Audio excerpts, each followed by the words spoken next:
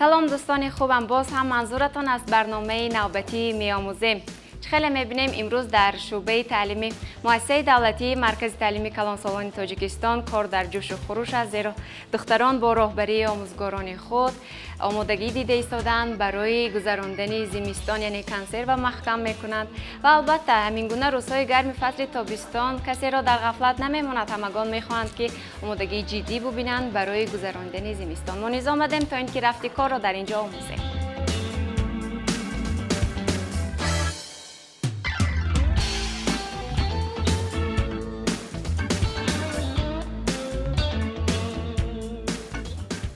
عزیزان باید قید نمایم که امروز طرز محکم کردن ظرف‌ها را ما از آموزگاری که طولی 14 سال باز در اینجا فعالیتی کاری دارند سفر ماه مولان و میآموزیم، یعنی همه رو به ما این کس میآموزانند و در اول باشد به ما محصولاتی که امروز ما استفاده میکنیم شناس میکنند. السلام علیکم بینندگان گرامی، ما تصمیم گرفتیم که امروز برای محکم کردن بودرینگ با ما چنین محصولات ها لازم است. یعنی ما برای محکم کردن بودرینگ برای ما از گل کرم، سیر پیاز، قلمفور تند، قلمفور بلغاری، البته بودرینگ محصولات اساسی ما. بله. با ما لازم می شود از نمک آشی، موادهای خوشبوی کننده، شیبیت خشک کرده شده و شیبیتی ترو تازه، شکر. خب حالا که ما با محصولات ها شناس شدیم، اکنون کار را شروع میکنیم. ما نیز به گل دختران کمک میکنیم و در یک جایگی گمان میکنم امروز یک چند ظرف ها را محکم خواهیم کرد.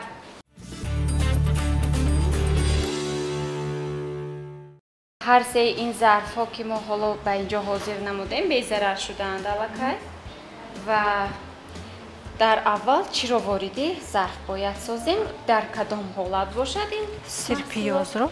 سیر پیاز چند دانه؟ میتونیم یک 4 یا 5 دانه. 4-5 دانه سیر پیازی که ما تازه کردیم، تازه شستیم. پس از سیر پیاز چی را علاوه میکنیم؟ قلمفور، زنجبیل را. ما میکنم یک دانه کفایه است. بله. وقتی ما به اینجا آمدیم الکی گل دختران آماده کار بودند، الکی در رفت کار قرار داشتند. از کی اینجا می آیند و کار را خیلی شروع میکنند؟ اول نظریوی میآموزند. کورس‌های کوتاه مدتی که ما برای اینا آموزش فرا میگیریم در حالتی که اینا گروهی یک 8 نفر 10 نفر میشوند، یک ماه اینجا تحصیل کردن میتوانند و پس از یک ماه ختم این کورس کردن گروه نو، یعنی که این دخترکان ما باز فرا گرفتیم به این کورس آموزش. یعنی از آموزش ما سر می شود از آموختن درس های نظریوی که ما محصولات را، یعنی که اول از تکنیک بی خطری، بعد از آن به ضرر کردن همین ظرف ها، بعد از آن چطور شستن و درست استفاده کردن هر یک محصولات به اینا آموخته می شود. طرز نظریوی به اینا گفته و نویسنده گرفته، پرسش کرده، بعد از آن محصولات های در یک جایگی کار کرده، یعنی که عملاً بعد شروع میکنیم به اینا آموزش رو. از محصولات خوشبوی کننده نیز استفاده میکنیم اینجا.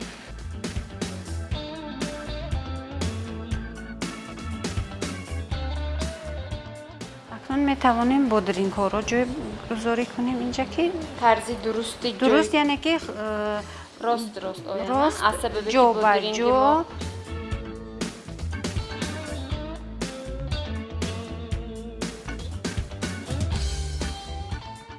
پمیدور علاوه میکنیم. یک دونه بس. یک دونه کفایه است. بله. و همین خیلی ظرف. من این جایی که شدش ببر.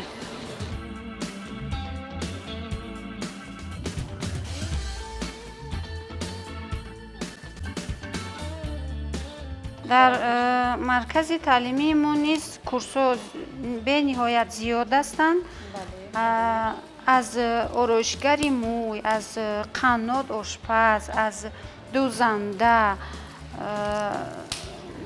از یعنی گلدوزی میگویم به واسطه ماشینه های پاپوری، آموزش کامپیوتر، آموزش زبان‌ها، آموزش یعنی که میگیم سنتکنیکی، برق، الکتریکی، یعنی تعمیر تلفن. خلاصا نیز اینجا زیاد دخترکان مثال یعنی نه تنها دختران، زنان، مردان، پسران اینجا آموزش گرفته میتوانند. کلون سالن یعنی زیادتر من خواهشی هر یک نفری که با کدام یک گروه اگر خواهشمند باشد ما اونها را میتوانیم با آموزش فرا گیریم و من خیلی آموزانیم. دو تا زیاد نمیپرتیم اینجا. از دو تا زیاد نشود کفایه هستن. خب اینجا کمک بانک‌های ما خالیمون با میتوانیم خودرین علاوه کنیم. بله. این خیلی شکسته هم میتوانیم علاوه کنیم. و من در فصل تابستان گمان میکنم برای آموختن همین گونه هنر یعنی کنسرو کنیم بیشتر از شماره بانوان هستم. من گل دختران که نو میآموزند گویم نو به حیاتی مستقلانه آمادگی میبینن بسیارتر بله چون که در همین زندگی ما این چیزا مثلا نوشاکی ها رو زیاد استفاده میکنیم. اگر ذخیره زمستان کنیم بازم برمیگردیم در فصل سرمای خنک به فصل گرمای تابستان. یعنی از این محصولاتی که تیار کردیم با دست خودمون و در پیش خودمون وقتی که این کشودیم و بالای خون آراسته کردیم خیلی با هوس با مزه استعمال میکنیم چون که به یاد میاریم فصل گرما رو. بسیار هم مفید است این چیز. خیلی مفید است. خیلی مثلا از تیارش اگر ما خریداری کنیم در این جایی که ما حاضر محکم میکنیم برای ما خیلی هم ارزانتر میافتد چون که حاضر محصولات همه جا سبزیجات و میوه خیلی زیاد هستند خیلی ارزان هم هستند. بله دسترس میباشند و اونقدر هم کاری دشوار نیست البته ولی نفرانی که اگر به همین قاعده ها رعایت نکنند یا محصولات را خوب نشویند پس میتواند که ناکار ناشایم شود. بله.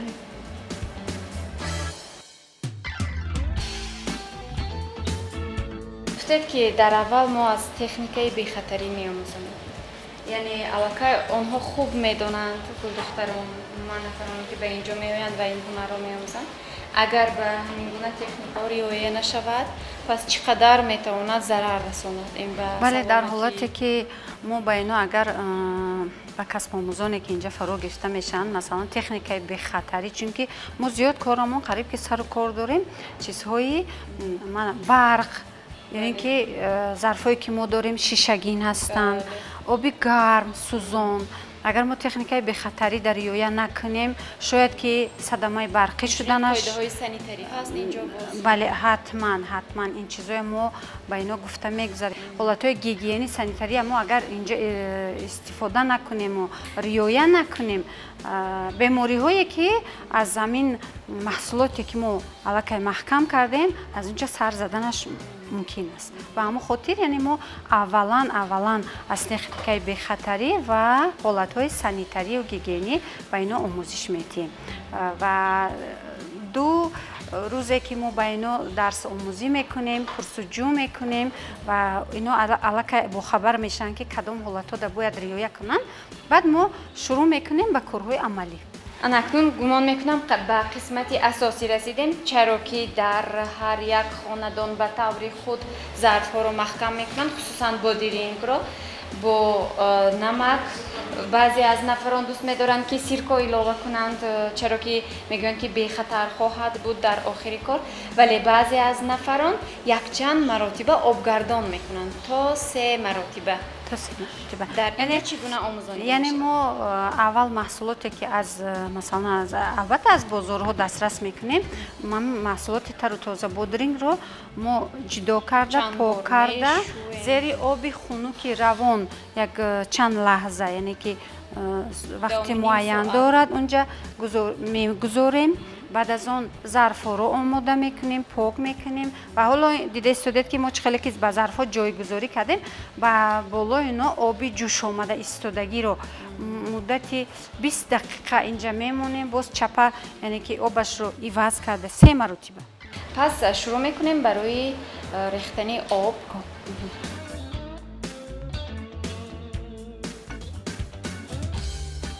تا اندمی که بودرینگ آماده می شود یعنی 20 دقیقه میگذرد میخواهیم که اطرافیان ظرف هایی که امروز علاقه تا به امروز علاقه محکم کردن کنسرو کنوندن با شما معلومات پیشنهاد کنیم زیرا خیلی هم خوب و گوناگون رنگ به نظر می رسد اشتیاق آور نیز هست.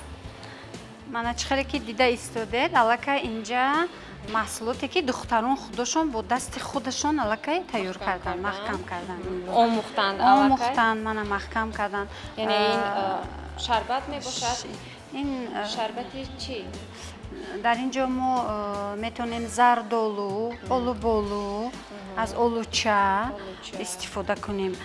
سیب و اون من هر کس به خواهش یعنی که ما برای ما یعنی که وایتر شد دسترستر بعد خواهشمون همین بود که اینجا ما زردالو، آلوبالو و آلوچه کتی میتونیم از جایگی نیست کنیم. بله در اینجا یک چند محصولات رو میبینیم خوب بهترین اینجا میکنم باز فایده نوکیش نیست زیادتر میشه. از این در این حالت ما میتونیم از توت زمینی اینجا علاوه کنیم، از قلفی نای استفاده کنیم برای یعنی که طعمش باشم خوبتر شود و در فصل زمستان که کشودیم همون مزه همون محصولات معلقه حس میکنیم. خب در اینجا باز بودرینگ هست و از پمیدور نیز بسیار یک خوریشی با مزه آماده کردن.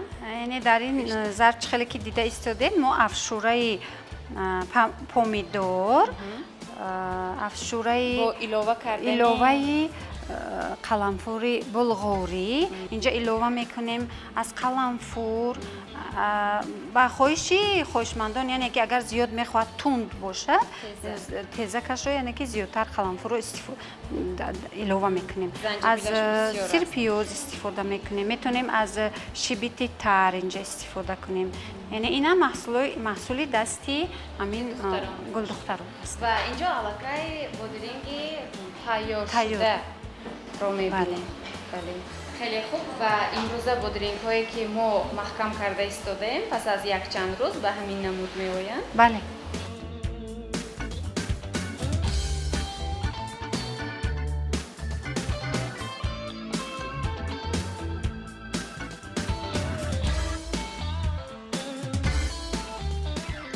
من علاقه خیلی که دیده ایستادید آبی جوش آمده رو به ظرفا ما پر میکنیم.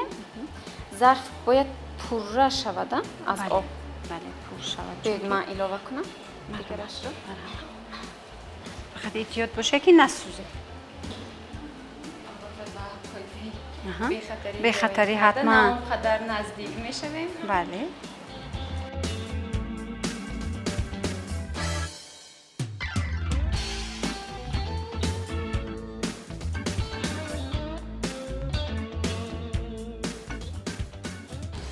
که حاضر سرپوش هایی که ما اینجا محکم میکنیم اینو علاقه به ضرر گردانده شدگی ما میتونیم بالایشان رو پوشیده 20 دقیقه انتظار شد. یعنی که چگونه به ضرر میکنیم؟ درون آبی جوش آماده میگذاریم میجوشونیم. عزیزان طولی 20 دقیقه ما انتظار خواهیم شد تا اینکه اندکی رنگش هم عوض شود و محصولات ما نیز گرم شود. پس از 20 دقیقه با یک مرتبه دیگر آب را عوض میکنیم. باز هم یک مرتبه دیگر این علاقه آخران آب می شود و تنها پس از سیوم آب را عوض کردن ما میتونیم شکر و نمک را چی مقدار علاوه کنیم؟ برای یک ظرفی که 2 لیتر هست برای ما 2 قاشق آشخوری نمک لازم است. من خیلی یعنی که پوری به بالایی دار 2 قاشق از نمک علاوه میکنیم اینجا. اینقدر کفایه است. بله 2 قاشق. و شکر از همین نیمی همین قاشق میگیریم. اگر حالا کمی دیگه بار کنیم من همین قدر کفایه است. یعنی اگر این خیلی بگیریم یک قاشق چای خوری چای و تنها پس از علاوه کردن شکر و نمک ما حتما که باید استفاده کنیم از سیرکا. چرا که محصولات ما تا فصل زمستان باید رفته رسد و حالتهای می شود که اگر سیرکا رو فراموش کنیم محصولات ویران می شود.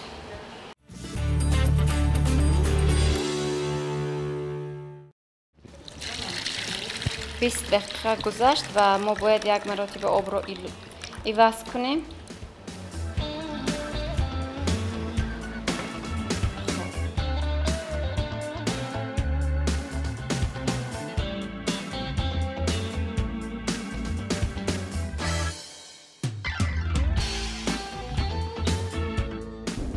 اول 2 قاشق نمک نمک ilova میکنیم.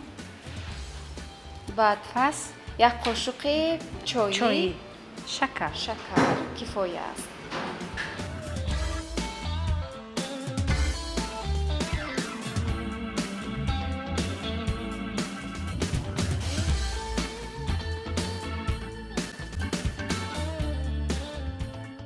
این علاقه مرتبه آخران می باشد. خیلی دیده دوستان عزیز ما علاقه شکر، نمک ilova کردیم و پس از آنه که آب را ilova میکنیم ما سیرکا را چقدر باید ilova کنیم؟ 1 قاشق آشامیدنی.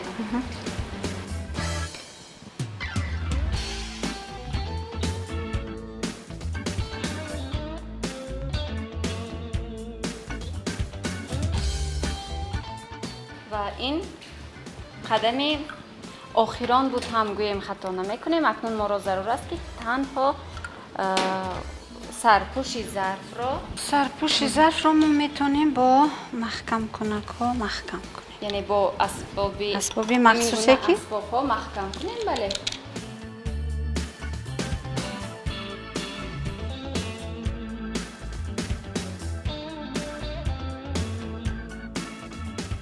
ظرف رو من این خیلی گذاشته ببینیم که آب میریزد دستی ما تر میشود یا نه. بعد سر و زیر یعنی میمونیم باش رو با یک متوی گرم میپوشونیم. خیلی دوستان میبینید دستی ما خشک است یعنی خوب محکم شد و این ظرف رو باید تنها که سر و زیر گذاریم و بالاش رو پوشونیم. مثلا در دیگر طرف گذاشته بالاش رو محکم. تشکر برایتان که این همه را به ما آموزانیدید، وقت جدا کردید. اینچنین می‌نداریم از مؤسسه دولتی مرکزی تعلیمی کلانسالان که برای ثبت کردن این برنامه به ما مساعدت کردند. اینجا باشد برنامه نوبتی می‌آموزیم که درباره طرز محکم کردن بادرینگ آماده کردیم و اتمام می‌رسد. برایتان خانه آبادی تنزیتی را تمنا می‌کنیم. خیر است.